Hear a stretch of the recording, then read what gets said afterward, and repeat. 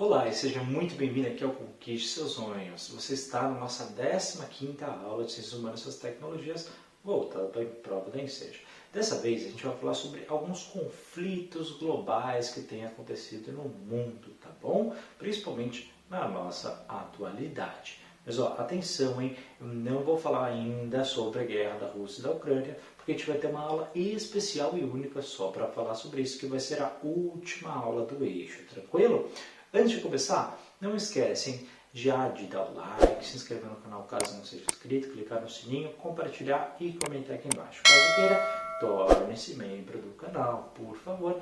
E também veja a descrição desse vídeo que tem muito link, muito material bacana para vocês. Então o primeiro conflito e o principal, que sua prova já caíram aí várias e várias vezes, você tem que saber sobre o conflito árabe e israelense. Então vamos entender como que acontece, né? A gente já escuta sobre esse conflito há tantos anos e você tem que entender como tudo isso começou. Na verdade, esse conflito ele já é muito histórico, já tem há muitos anos, mas eu vou falar os principais temas que caem e já caíram na sua prova anteriormente. Então presta atenção.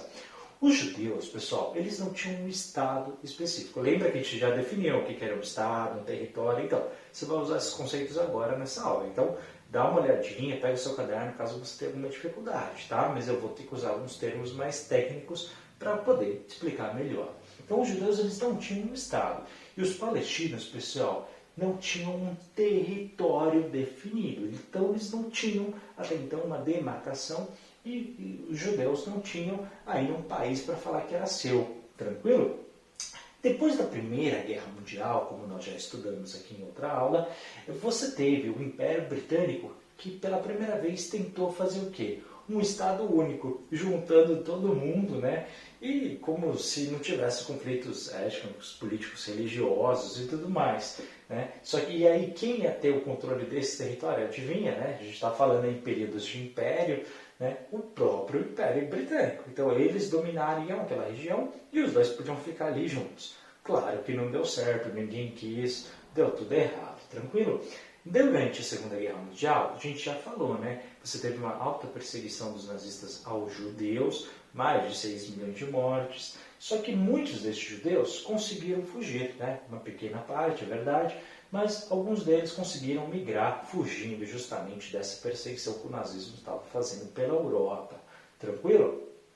E o que acontece? Muitos foram para um determinado local e lá você já tinha também os palestinos naquela região. Então essas áreas, que a gente chama de áreas de assentamento, onde eles ficavam, tá? Eles não eram demarcadas entre judeus e palestinos. Você não tinha uma divisão clara sobre onde cada um podia ficar. Então você imagina, né? Você tem vários pessoas de diferentes etnias e culturas e de modos de viver completamente diferentes, você não tinha ali realmente muita paz. Então você já teve ali muitos e muitos conflitos sendo gerados, tá bom? E claro, um tentando responder o outro e assim por diante. Até que o que acontece?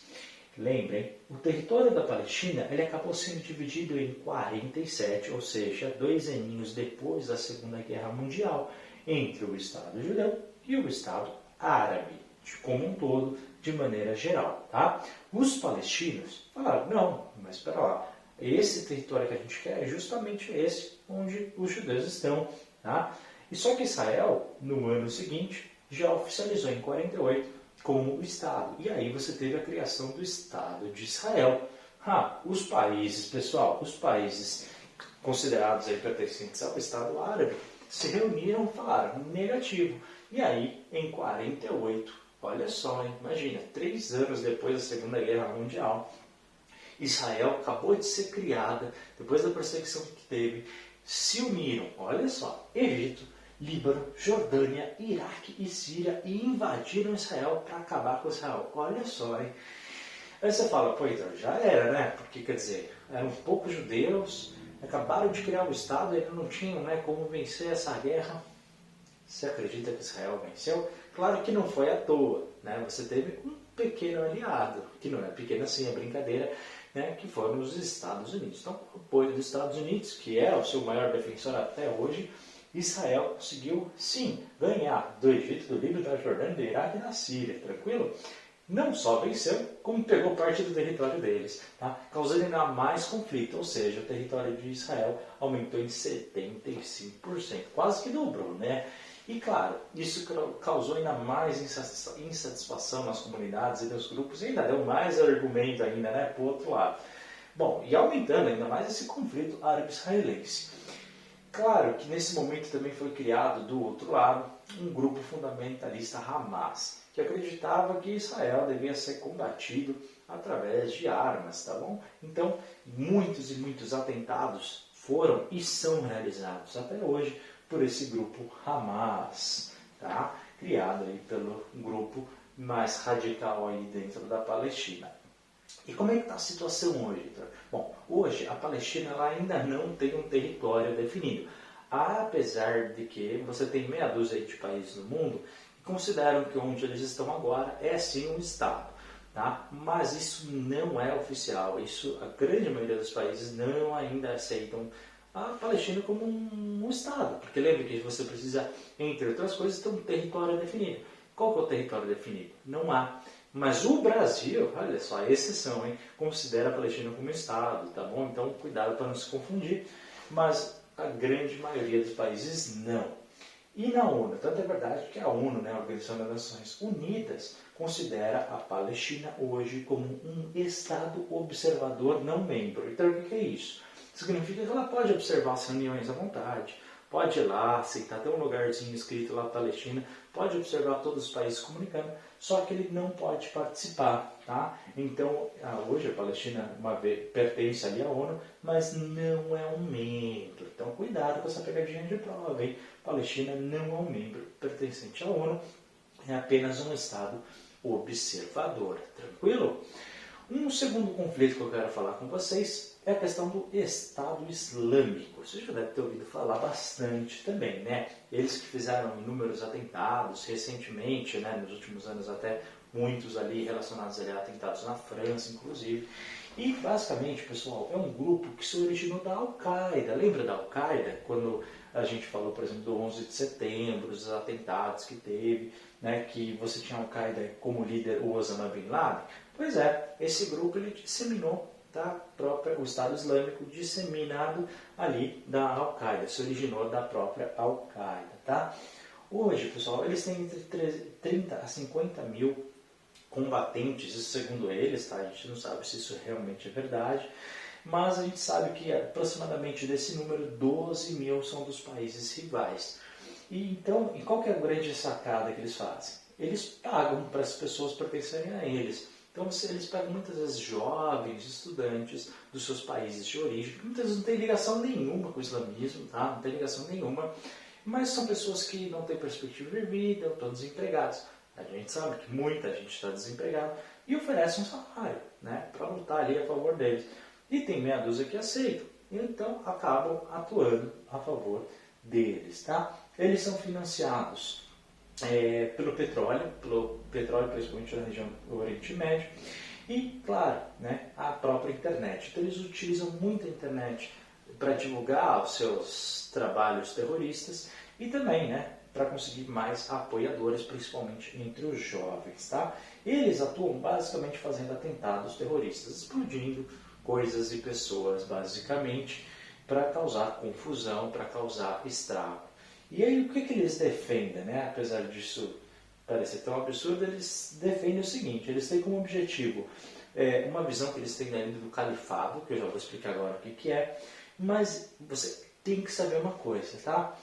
Eles dizem que seguem as leis islâmicas, só que se você perguntar para qualquer pessoa que segue as leis islâmicas, você vai ver que não tem nada a ver, tá? Eles deturpam completamente, de maneira totalmente errada, o que é o islamismo, tá? O islamismo, pessoal, é uma cultura de amor, uma cultura de paz, de ajudar o próximo. Não tem nada a ver com o que eles dizem, é totalmente o oposto. E eles interpretam, como tem muita gente que interpreta muita religião errada, né, hoje em dia, várias e várias que a gente conhece, que se aproveitam de uma máscara para fazer aquilo que quer, né?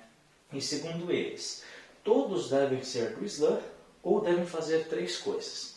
Tá? Todo mundo, o mundo inteiro. Eu, você, todo mundo. Primeira coisa, tem que pagar imposto para eles. Não quer mais nada, né? Então tem que pagar o imposto só porque não quer ser. Não concordo, beleza, então você vai para a segunda. Ter punições físicas, corta o dedo, corta uma mão, um braço, uma perna, tem que ter. Não, não concordo, então tudo bem. Então você vai ser condenado à morte. É isso, segundo a visão deles, tá? De maneira bem simples, resumida e direta. Além disso, pessoal, há outros conflitos aí que você também tem que saber, tá? Entre eles, vamos aqui dar um destaque à Coreia do Norte. É verdade, Coreia do Norte é importante a gente falar que ela tem um regime, digamos assim, curioso, né? Ela apoia muitos países ali que são considerados ali socialistas ou amigos do socialismo, tá? Ou, por exemplo, você tem como aliado ali a China, que é comunista, né? Mas você também tem a aliança junto com a Rússia, que é capitalista, claro, mas com um viés ainda, com um pequeno saudosismo da antiga União Soviética.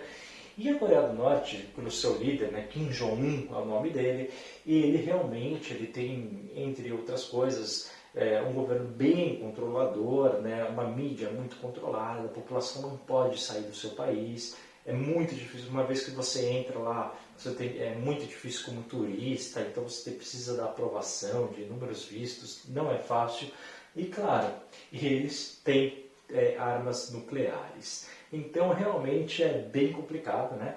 Você ter ali um país que realmente odeia bastante os Estados Unidos e que é um regime completamente ditatorial, com um líder aí que vem já desde o seu pai, ele mesmo que para assumir o poder teve que passar por cima, matando inclusive membros da sua família. É realmente um governo bem curioso, bem estranho e que tem armas nucleares, o que não é muito bom para o nosso planeta, não é verdade? Você tem do outro lado a China, pessoal, que é muito curioso. A China hoje é um país socialista, um país comunista, contudo liderado pelo Partido Socialista Chinês, tá, que está no poder já há muitos anos. E apesar disso tudo, ele tem um aspecto que diferencia dos outros. O seu sistema financeiro, o seu sistema econômico é voltado ao capitalismo. Então, tudo é socialista, menos o que envolve dinheiro, o que é a parte, digamos assim, mais interessante, né, do capitalismo.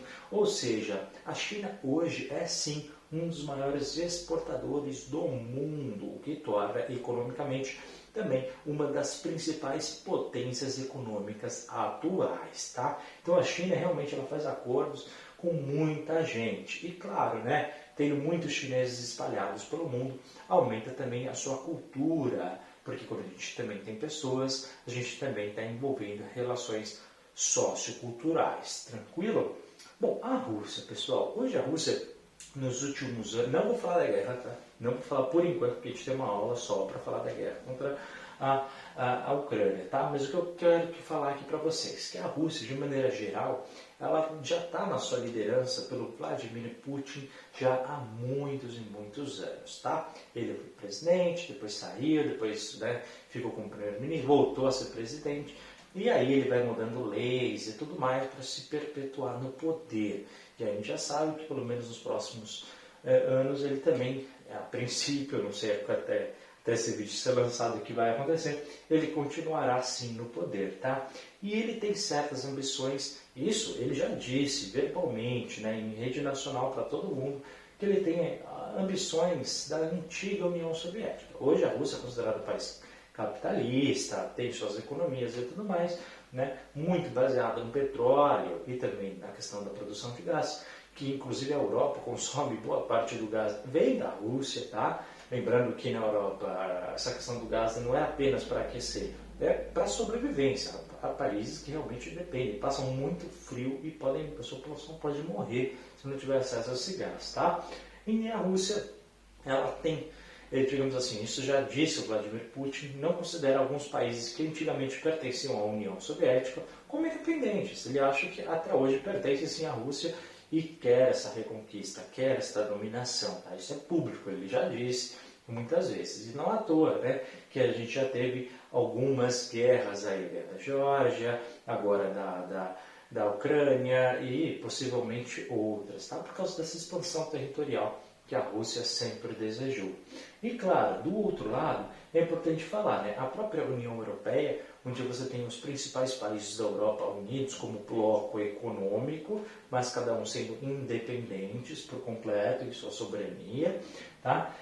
Eles têm uma aliança com os Estados Unidos, que a gente chama de OTAN, ou outros países chamam de NATO. É a mesma coisa, que é a Organização do Tratado do Atlântico Norte. Basicamente é uma aliança entre países da União Europeia com os Estados Unidos, de maneira militar, mas também defensiva. Basicamente é o seguinte, mexeu com todos, tá? Então, se em algum momento, ou os Estados Unidos, ou algum desses países pertencentes à OTAN, não são todos os países da União Europeia que pertencem à OTAN, mas a grande maioria, tá bom? Mas se um desses países da OTAN for invadido ou atacado de alguma forma, todos respondem de maneira igualitária, tá bom? Então isso é outra coisa que a gente tem que ficar de olho nos próximos anos. Pessoal, encerramos então por aqui a nossa 15ª aula de Ciências Humanas e Suas Tecnologias voltada para o Enseja. Olha, obrigado, tá, por ter assistido. Boa sorte na sua prova do Enseja, tá? Não esquece, por favor, tá? Do like, se inscrever no canal, clicar no sininho, comentar e compartilhar. Caso queira, veja a descrição e torne-se membro do canal. Obrigado por ter assistido. A gente se vê na nossa próxima aula. Forte abraço, até a próxima. Tchau.